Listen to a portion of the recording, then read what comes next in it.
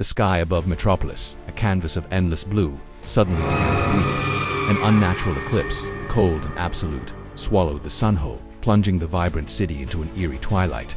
People stopped, their faces upturned in a mixture of confusion and growing dread. Then, the air itself seemed to tear apart. A swirling vortex of crimson energy, violent and raw, cracked open above the city's tallest spires. From its chaotic depths, a figure descended. He was clad in black, imposing armor, a being who seemed to radiate an unstable, cosmic malice.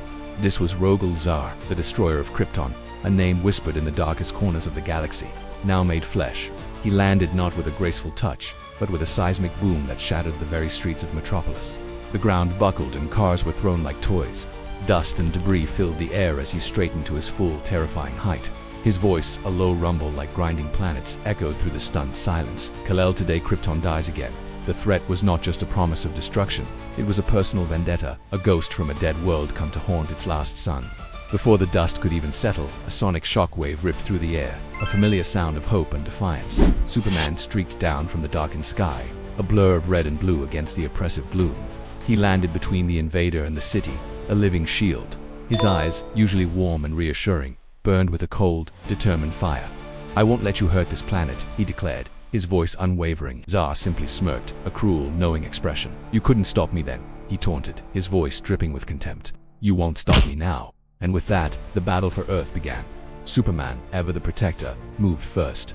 He launched a punch with the force to level a mountain, a blow meant to end the fight before it could truly begin.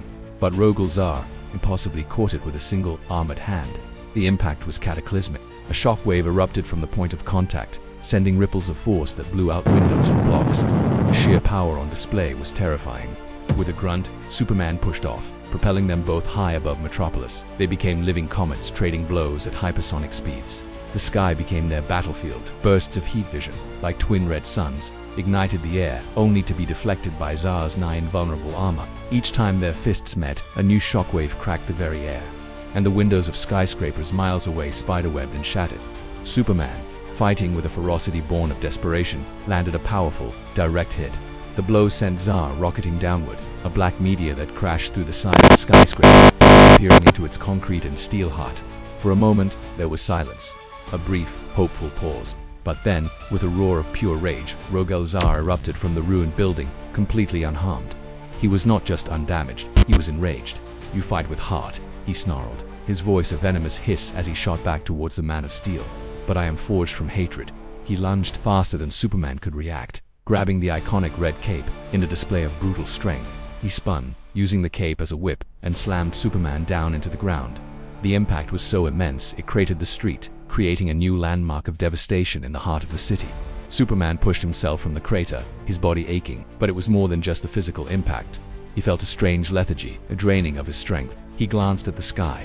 The unnatural eclipse wasn't just blocking the sun, it was actively filtering its life-giving yellow radiation. He was being starved of his power source. Seeing his advantage, Zaar activated his primary weapon. A massive cosmic spear materialized in his hand, its surface pulsing with a sickly anti-solar energy. It glowed with the power to unmake a god. Zaar pointed the spear at Superman, and a beam of crackling negative energy lanced out, enveloping the Kryptonian. It wasn't a blast of force, it was a siphon. Superman cried out as he felt the very essence of his power being torn from him. The yellow sun radiation that fueled his every cell was being violently drained, leaving him exposed and vulnerable. What have you done?" he gasped, his voice thin, his knees buckling. Zaar loomed over him, the dark energy of the spear swirling around him like a shroud. "A Kryptonian with no sun is just a man," he said, the words a final, damning judgment. Superman, summoning the last vestiges of his will, tried to launch a final, desperate attack. He pushed himself into the air, his fist raised, but it was no use. His flight faltered, and he collapsed midair, crashing limply into the ruins of a nearby building, a broken doll of red and blue. Rogol Zaar approached calmly, his heavy footsteps the only sound in the now silent battlefield. He towered over the fallen hero, a monument to despair. "You were the symbol of hope," Zaar declared, his voice echoing across the ruins. "But even hope can fall." He didn't deliver a killing blow. Instead, in a final act of desecration, he planted his cosmic spear into the ground right next to Superman's head, a flag planted on conquered territory. It was a signal to the whole world. News drones, which had been hovering at a safe distance, now closed in, their lenses broadcasting the unbelievable image to every screen on the planet. The fall of Earth's greatest hero, live and in high definition. Superman, barely conscious, his vision swimming, saw it all. He saw the terrified, tear-streaked faces of the people on the streets, the very people he had sworn to protect.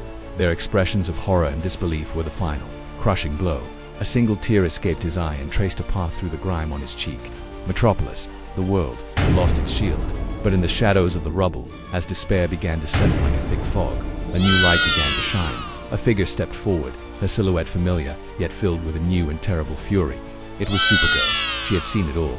She had watched her cousin, her family, be beaten and broken.